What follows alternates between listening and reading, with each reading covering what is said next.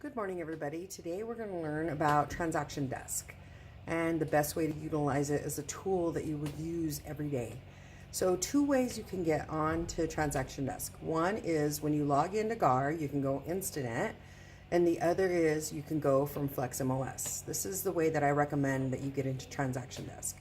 So if you click on your FlexMLS and you go in here, you can set it as one of the places that you can click on this menu bar.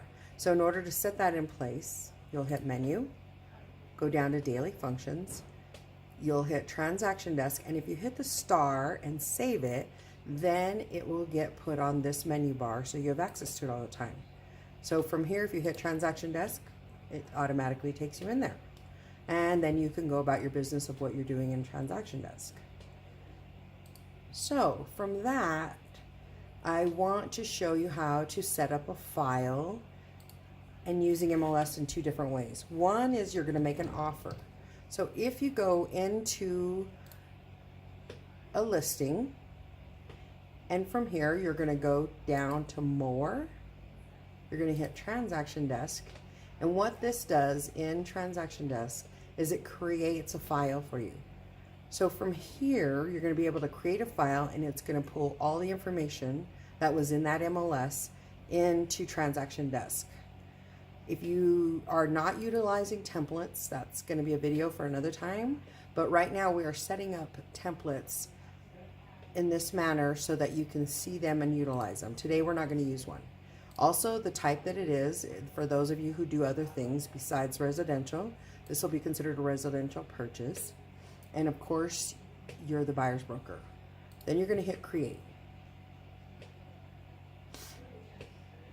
This is what they call the wizard, and now we're going to set it up.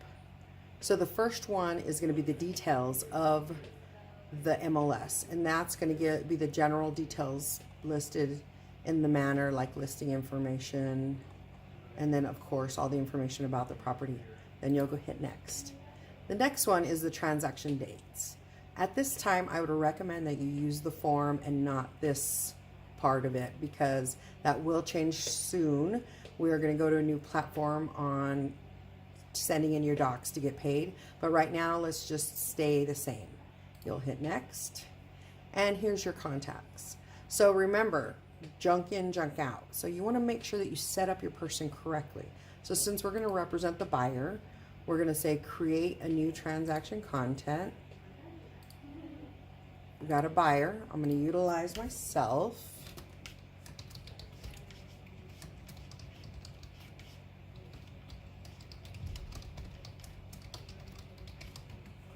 And we're going to save it.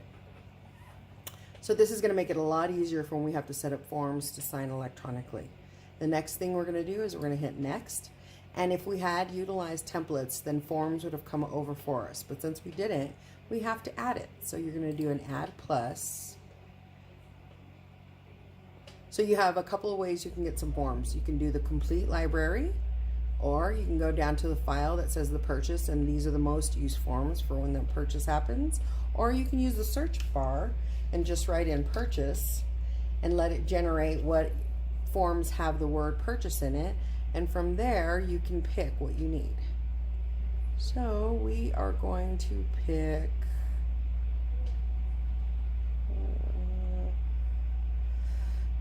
where is it?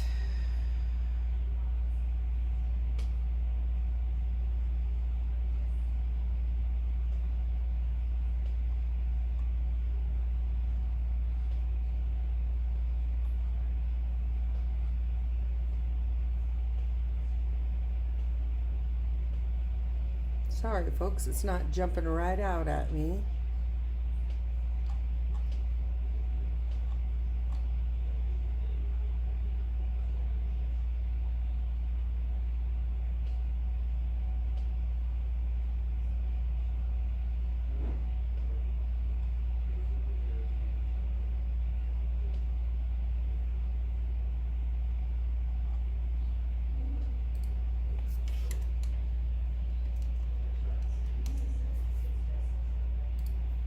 Let me try that again.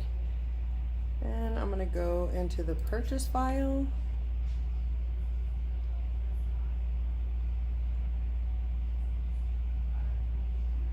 we go, residential resale, and we're going to add. Okay, so once that's added, we're going to go to next to finish out the wizard. All the documents that were attached to that MLS will automatically go into documents for you. That way, if you need to get any of these signed, it's already in place for you, and that's a great feature. And then done. So from here, the difference I want to show you are the menus. On this side of the screen is a short little menu bar, and this is for when you're within a transaction. This is what you would utilize to get into and move around. On this side, this is a menu bar for the whole transaction desk. So if you wanted to see your whole transaction, then all of your transactions, that's where this comes into play and you can see what's going on. But if you want to see what's going on in a particular product, then this is the other way that you will use it. All right, so that's one way you could run a transaction, okay? All right, so the next one that we're going to do is we are going to create a listing that has never been listed before. And how you can utilize that is with, again, CRS Tax. You can set this up on your desktop, just on your menu bar, just like you did Transaction Desk. But CRS Tax is a great tool. All right. Let's say you put an address in there and you want to see some information about it. So this is a great tool because it gives you the whole UPC code. It tells you who owns it, so you can verify that. And it gives you some history, sales history through the time that this has gone through and sold and bought and sold and bought. Also, it'll give you a little information about the mortgage, and it'll tell you how big the house is. All right, so let's say this house had never been listed before and you needed to list it now. So if you go back in your transaction desk and you hit that and you say, I need to start a transaction because I'm going to list this property. What you would do is you'll hit your little house. Oh, I apologize. You will not. You'll go here and you will create a transaction. So you can say, you can call it whatever works for you. I recommend that you use the property address. No template. This is going to be a residential listing. And it's going to say, where do you want to bring in the source from? Well, what I want to do is I want to pull it in from the CRS, and it's going to be in Bernalillo County, and it's going to say, where's the tax ID? So now that you have that tab open, you can come over here. You can copy. You can paste that in there. You're going to be the seller's broker, and you say, okay, I'm going to create this. So now this is going to create a transaction for you, and all the pertinent information for the listing is going to come up, and there's no copy and pasting of everything. It's just the one UPC code, and it brings all that information about like the legal description and everything in that manner. But you still have to finish the wizard. So if you hit next, here's your transaction dates. Again, these are going to be utilized in the near future. Right now, the form is better. And then your contacts. And of course, if we were working with Mr. Nunez, he's the seller, and this is your deal, and it automatically creates those. If you wanted to go in and add an email to Mr. Lopez or to Nunez, the first thing I would recommend is putting your email in there, and that way it's already in place. And the other thing that happens that a lot of people do is these fields, these are considered one field and one information only.